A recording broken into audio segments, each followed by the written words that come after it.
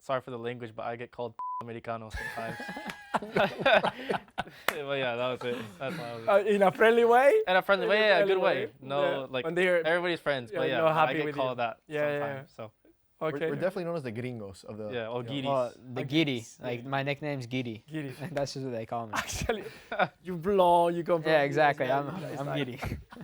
Yeah, well, Yeah. stigmas, yes, really stigmas. Guys, thank you very much for your time, Pedro, Adrián. Let me help you with the names and everything. And Diego Kochen is the proper name. Thank you very much for your time. I know that the schedule is not easy and that you probably will love to go and rest, but I really, really appreciate it. And yes, an easy question now to start. Can you introduce yourselves to say yes, name, where you're coming from, position in the team, what team are you playing, and then we'll explain a little bit more. And Adrián, you are the eldest, so can you start, please? I'm Adrian Simon Gill, from Denver, Colorado, and I play on Juvenil. Juvenila is under 19. U19s, yeah. U19, fantastic. Then we go. Diego's the second Diego's the oldest. next one, oldest. yes. My name is Diego Kochen. I'm from Miramar, Florida, from down south, and I play for Barça Athletic, the second team. Fantastic. Yes, my name is Pedro Soma, and I was born in Boca Raton, Florida, and I'm a midfielder, and I play for Barça Athletic. Barça Athletic, fantastic. And now I would like to start for kind of going to how it is in the US, the ranks, because it's totally different than here. Can you, any one of you, explain how it works here in Spain? It starts at, well, pre-Benjamin is the first year. That's like U7. I think that's the first year Barca starts. And then it moves into Benjamin, which is 2 years, which is U9, U8. And then Alevin, which is U10, U11. Then Infantil, which is U13, U14. Cadete, U15, U16. And then Juvenil is 3 years, and it's U17, U18, U19. And then it goes into professional football. And any of you, I was walking here and I saw the La Masia. Any of you, when arrived here to Spain, to Barcelona, you guys went to La Masia or No, you go? Pedro? I didn't. No. You didn't go to La Masia? No, I did not go to at La any Masia. stage? At any stage. They didn't show you around or anything? No. You guys? Diego? I mean, Well, we did school in Masia yeah. okay. because my whole family moved from Florida Okay. to Spain with me, so I stayed with them. I sleep with them and everything. But we had the option to do school and take classes in Masia, and we decided to do it. So we've been there for a good 2 years every afternoon. Okay. Yeah. And what did they tell you? From what we've heard is that, I mean, they all like it a lot. Like, they take really good care of them. There's tutors for education. They transport them to their school when they're younger. Yeah. They give them food, healthy food. So I think they really enjoy it. Yeah, it is. It is. In our time, it was a lot smaller. It wasn't like these kind of facilities, but it looks like there's always been like this, looking after not only the side of football, but also the academic side that is also very important. I can see that you guys have to work as well outside. You guys came by car? Yeah. By Yeah, we car. came by Someone car. brought you here. No, I have my You got a driver's car? Yeah. Yeah. We have our I have my driver's car. license. I got my driver's license. Agent, you got a car. Yeah, Someone I here got who my has driver's it. license. And who's? I don't have my driver's license yet. How was the exam? I heard that you. Yeah, I just did my exam early today. It went How really was it? well. I'm pretty sure I passed. Oh So, yeah, yeah. fantastic. So next one is The next will be the practice test. Okay, yes. fantastic. So soon on your own. Soon I'll be on my own. That's Yeah. good. That's I won't have to act as a chauffeur anymore. good. So you're Yeah, I'm the the chauffeur. He is my because you know chauffeur. each other for quite a long time. Yeah, because we've known each other for since our time in Miami. Yeah. So All right, Yeah. all right. Then you're gonna help me, Diego. Can you tell me how is Pedro as a football player? Can As you a explain football a little player? bit? Yeah, as a football player. Be nice. Okay, yeah. On the field, not On on the field, On the field, on the field. I think he's a really complete player. Okay. I think that's the word to describe him. Defensively and also offensively, very complete player. He's very reliable. Coming out the back, especially being a goalkeeper in Barcelona. Where you have to play a lot out of the back and everything. It's nice to have a player like him in the midfield. To always bounce passes or third man combinations, stuff like that. It's really important to have someone like him on the pitch. Oh, fantastic. How long you Thank been you. at the club, Pedro? I arrived this summer. This summer, but Yes, it's sir. already the way that you explain it. If I don't know anything about him, Yeah. it looks like a Barcelona player Yeah. because of the style of you saying keeping the ball and holding everything, helping the midfield. And do you arrive a lot more in the last third? Depends on the positions I Alright. play. The last couple games I've been playing as the 8 and the 10 for Barça Athletic, so I do arrive a little bit more. But if I play at the 6, then it's more of a positional Okay. position. Weston McKennie style. Once McKinney, yeah, getting into the box. I get you getting into yeah, the box. yeah. I like that. Because I've seen a few clips and it reminds me a little bit. Just being there in the position, strong, battling, and giving. Yeah, he's a good reference. He's a good reference. For you guys, what is the reference for you, Adrian, and you're being quiet? What is your reference that you had when you were growing up, like an idol or someone that you look up to? I mean, here in Barca, it's probably Frankie de Jong. Okay. But, you know, as the years go on, I'm switching positions. I was a midfielder, then I play right back, sometimes other places. Did you play right back as well? Yeah. Now, more recently, I've been playing right back. So I just kind of everywhere. I look at Kimmich sometimes, who's similar profile, played midfield, then went to the right back. Yes. So what can we say about Diego without killing him? You've been killing him before the chat. Nobody's heard anything. Can you say something kind of nice? Yeah. I'll say on the field. On the field. Always on the field, please. Yeah, no. I'd say Diego's, again, as he used the word for me, I'd say reliable. Mm-hmm. At the end, there's 1v1 situations, and I know Diego's going to stop them, you know? Nice. And for me, personally, with any goalkeeper I've ever played with, he's the best shot stopper I've ever played with and probably trained with too. So whenever you're in the game and you have Diego in the goal, I feel very confident. Oh, that's good. When did you find that you are arriving to the club? What was that moment that you realized, okay, I'm going to sign for Barcelona? You can start. Diego, go ahead. All right, I'll start. This one actually, has to do with Pedro because this was our first year at Marseille. So when we both came to Spain at the exact same time, and we played for the exact same team in La Fundación Marseille, right? We played a year there together. And I remember one time I was training, and my dad pulled me to the side, and he told me that the club was very interested in me, and I was gonna fichar for Barcelona, and pure excitement, pure joy. Those are the only words to describe that moment. At first, you can't believe it, right? It's a tough joke. At first, I was like, damn, what a harsh joke my dad's playing on me. But no, it's incredible. It's a great feeling. There's no other like it. And that was how long ago? That was 6 years ago. 6 years ago. Yeah. Wow. At the age of 12. Yeah, amazing. Adrian, when did you find? I mean, very similar. I remember it was one day at Cornell. That was the club I was at before. And I was going into training just like any other day. And the coordinator of Cornell comes over and taps me on the shoulder, like, hey, can I come talk to you? He takes me into the laundry room and he has a desk there. And I was like, uh-oh, what did I do? What did I do? And he proceeds to tell me, like, Barca's been watching me. They want me to come trial for them. And I remember the room just started spinning around me. There's no way that this is actually going to happen. And how long were you in trial? Did you go like a week or so to train? Yeah. I think I trained for 1 week. I would go for a month, and I went 1 day each week. And then after that, they didn't really say anything to me for 2 months. And I was like, uh-oh, I failed. And then at the end of it, they're like, yeah, we're going to sign it. Okay, you signed it. And that was as well a long time ago because you were 12 around? Yeah, 6 years ago. 6 years ago as well. I think I got here a year before. You? I believe 2 years, maybe?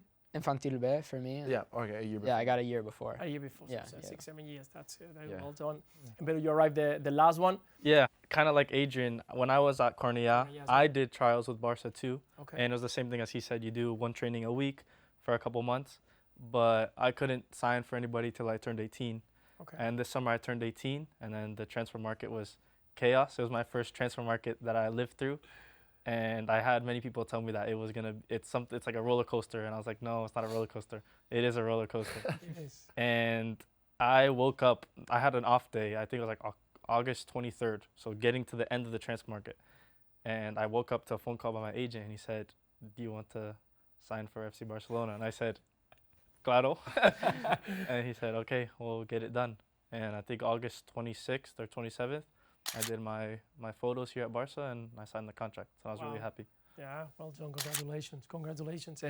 And you guys, because you arrived earlier here, what is the challenge that you found when you arrived to the club? The challenge is what I mean that it's a totally different experience, philosophy, style of play. What are the challenges that you said, oh, I need to give it a little bit more or change this or change that?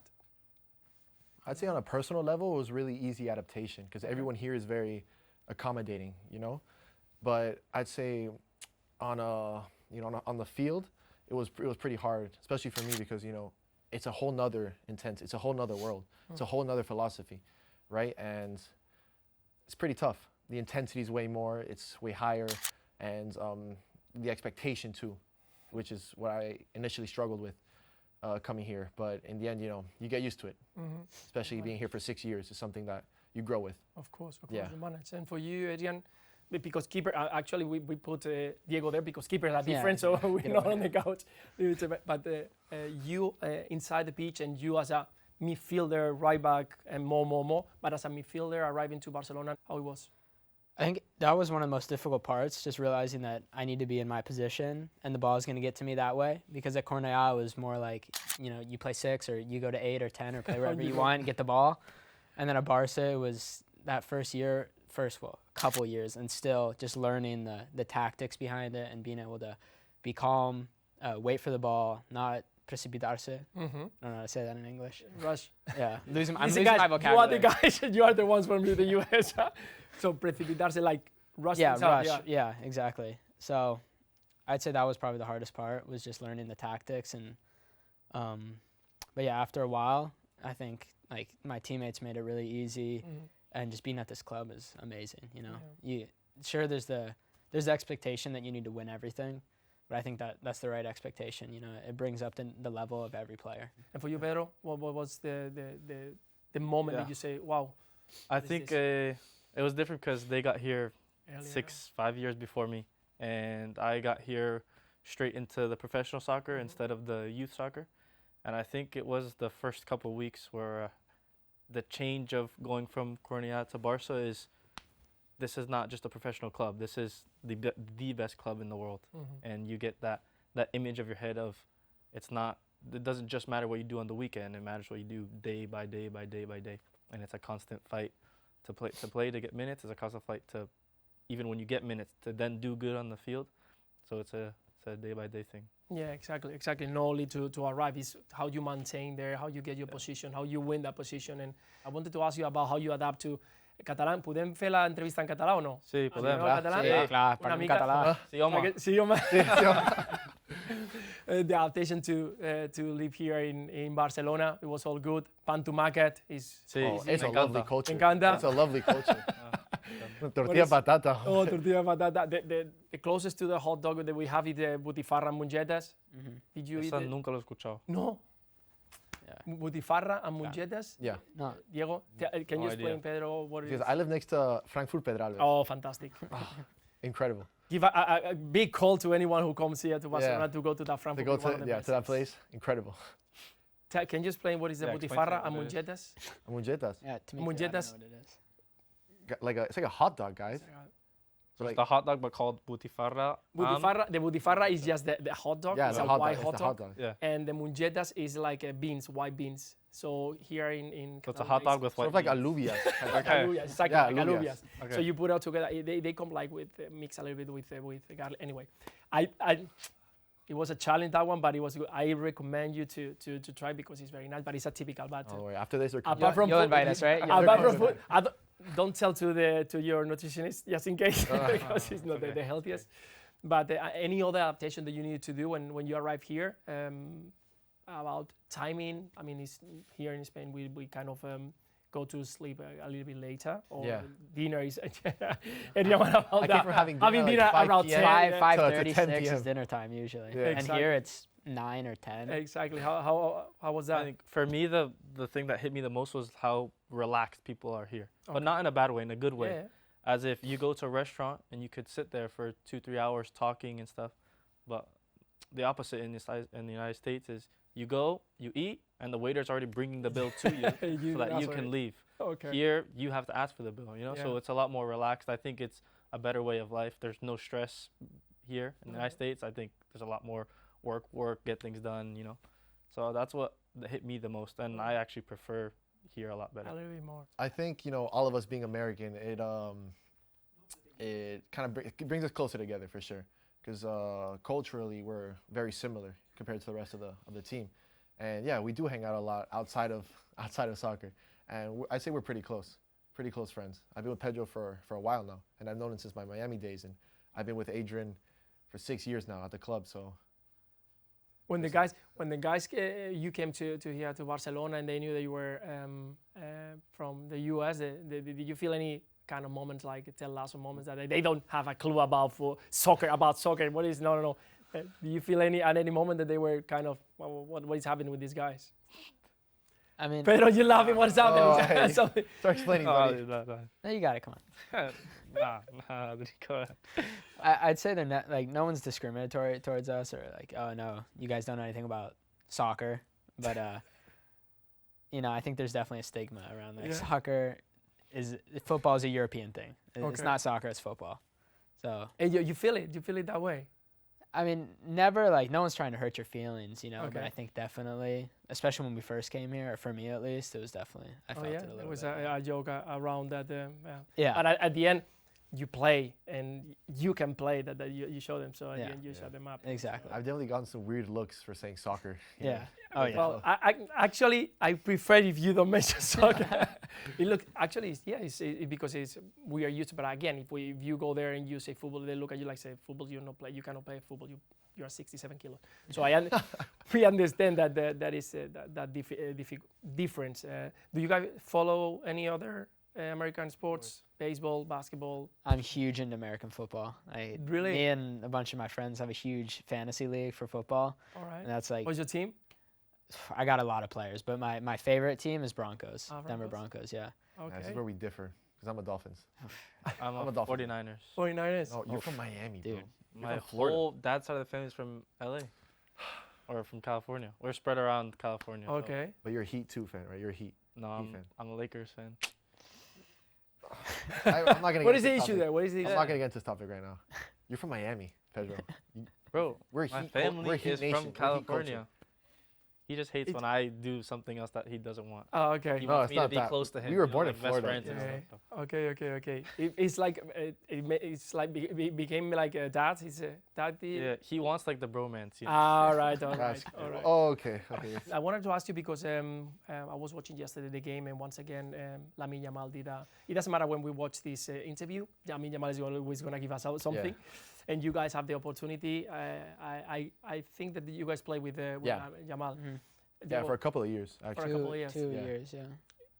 You face him on trainings. Yeah. How it was? Did you really see things on him that could kind of show you that he was going to become? I think there's still a lot that we haven't seen from him. I think you'd always see it, even from the younger ages. I He was remember always different. I remember the first training I did with him. He came up and like people knew his name, but it wasn't like Lamine Yamal is now. And I remember the first training, he just got the ball and dribbled past like 5 people. I was like, There was just this one happened? match we did. what just happened? There was this one match we did before the winter break, I remember. It was just one of his first times coming up with the 06 age group, which at the time I believe was KTB, so that would be U15. U15, right? We're doing this match. There's a 50-50 ball. From the half field, volley, straight into the goal. Out. I couldn't believe it. You can't believe it. No, it's showing things that probably what surprised me the most is the maturity at this age. I mean, it's not normal to make so many good decisions during a short period. Not only, skills and speed and power. You continue growing, you develop, but how he managed to know what he has to do every single time is something that still amazes me every weekend. So that's fantastic. How do you see yourself in the future? You close your eyes a little bit, and how do you see? Have you pictured your dream debut? I know that you guys have been with the first team. What is that next jump to train with the first team? I mean, I only went once, so I can't say. Good enough to. Good enough though, and I think I remember just being impressed by the physicality and just like even players that you wouldn't expect to be incredible physically, they are, and everyone is just, it's a different level once you get there. But yeah, I was really impressed. And for you, Yeah, everything's like, a step more quicker. Everything's quicker, much more demanding too, because it's no longer the youth level, it's the professional level, and they're competing in the top competitions in the entire world. So everything's much more demanding, and everybody's so quicker. Everybody sees more of the pitch, and everybody's so much like, they're all very complete players. They're all super reliable, and they're the best of the best up there. And you really notice that when you step on the pitch with them. It's really noticeable. Yeah, I think that what you talk about the speed is what I think is the big difference, because you have to, ball goes so fast that you have to decide very quick. And you've been with staying quite Yeah, for a lot. quite some time now. Yeah. And I heard that you kind of is one of those special players you have because you like of course you and we all do. Does he help you to not only to learn but to adapt to that transition from the he's been really athletics? accommodating since day one. Yeah. You know, at first it's a little intimidating, right? Because he's my role model. Ever since I was a little kid, you know, I've been watching him on the TV, and it's, you know, stepping in the locker room for the first time and seeing him there was an unreal experience. It was surreal, but he's been really, really helpful in that sense, and he's always giving me tips on how to, on what to do better, what can I do better. So he's been really helpful in that sense. Fantastic to hear, because we all want from outside that the ones who have more experience help. And I think that this transition that we've seen the last couple of years with so many young players arriving to the first team is something that, Barcelona has been always doing like that. But again, I think that it's been really remarkable. Pedro, for you, how you see yourself, how you see your dream debut? I mean, I think it's every kid's dream. You walk into the Camp Nou, you see the 100,000 people singing the himno del Barça. I mean, that would be incredible. Yeah, Més que un club, they say, right? Més que un club. Més que un club. Do you guys hang out outside, like mates, you go to for cinema or something, you play FC? I mean, I don't play video games, but No? we hang You out. don't play video games? No, I don't have. You don't have video games? Neither do you, right? No. Neither do you? I've always been more of an outdoor kid. Where is my camera? And that's why they are professional footballers. That's the one. Adrian, do you a little bit? It's at okay. the beginning of the year, you know, I Okay. start playing FIFA, and Okay. then after like a month, I can't play anymore. I get too angry. You get to yes. Too angry, Yeah, so it I'll brings you to that. It brings you to that. That's okay. Adrian, tell me a little bit about, because I know that you had a big injury, and at your age it's not easy, because you have to manage to adapt to a different style of living. Yeah. Because the people doesn't understand that when you get injured, it's not that you go on the side. No. You work 3 times more than the people is into the dressing room. How did you manage? How did you motivate yourself to go through and to finally get back? I think at the beginning of the injury, not thinking about the future is actually the easiest, and just trying to get through it every day, you know, do my rehab, just get through the day, be happy about something was the easiest thing for me. And then later on in the process was actually harder for me, just consistently coming in to train and knowing I'm not going to play, putting in the effort, knowing like playing is 7 months away, and then finally coming back and being able to be with my team and train it's one of the best things in the world. You know, it just revitalized everything that I feel about football. So, I mean, it's tough, you know, it's a long journey, but just it's all worth it to finally come back and play. Yeah, definitely. I think that the worst is when you say, when you are back and you see that they are playing, they go to train and it's bouncing into the dressing room and you are just staying because you need to continue working, and then in the afternoon there's another work. But it took you 14 months to get back to like playing, not training, playing. Yeah, again. to play, I think it was 415 days, I think, without playing a game. Yeah. And then I came back, and then another small injury, you know, just the body adapting to the intensity. So it's a and long so far, how long was that? Now it's probably been 15 months. 15 months. Yeah, in total. So all good, up and running. Yeah, up and running. Did you feel that you are at your peak again, at your 100%, or you still missing something? I think, you know, getting to the intensity that I'm at before injury I still have a ways to go. But yeah, I feel basically up to where I was. Fantastic. They say that it's like a year to get back to your best. So Yeah. Well done. And again, I think it's really important to talk about the team, because everyone thinks that it's always nice and easy. You play for Barcelona, everything is nice, and not always nice, because sometimes you deal with the injuries. You compete every single day to get your position. You are sometimes on the bench. That is not the best thing, and you have to challenge yourself again every day. So, guys, I would like to change a little bit the topic and go to your internationals. I know that you are all international. Diego, you've been also called for the U.S. men's national team. Yeah. Congratulations. Thank you. That's a big achievement. You guys are going to be very soon. And what it is, you first of all, Pedro, you are Brazilian as Yes. well, so you got passport of I have Brazil? Brazilian and American passport. A Spanish one? No, I don't have a Not Spanish yet. one. No. Adrian, Spanish one? I have no Spanish passport. I have an American one and a Polish one. A Polish one? Yeah. And Diego? Not yet. Not yet. Not Spanish either. No.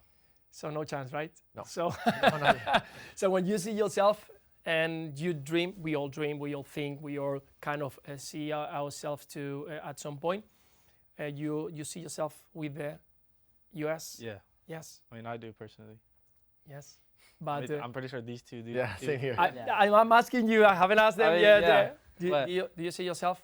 Yes, right now in my life, I do see myself with the USA.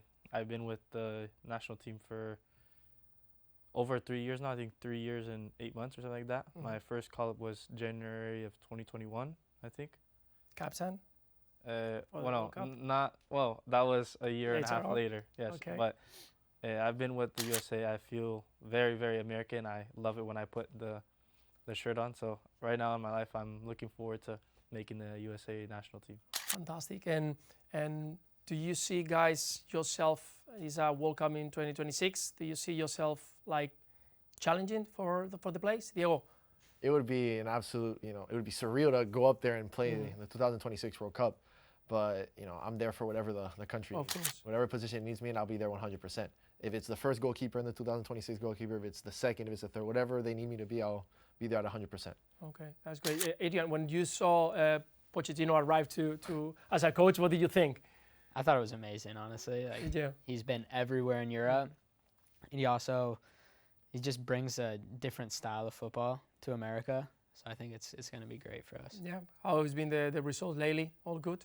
Yeah. Yeah. He was there. Yeah. Yeah. You know that Pochettino played for Espanyol. It's kind of the big thing.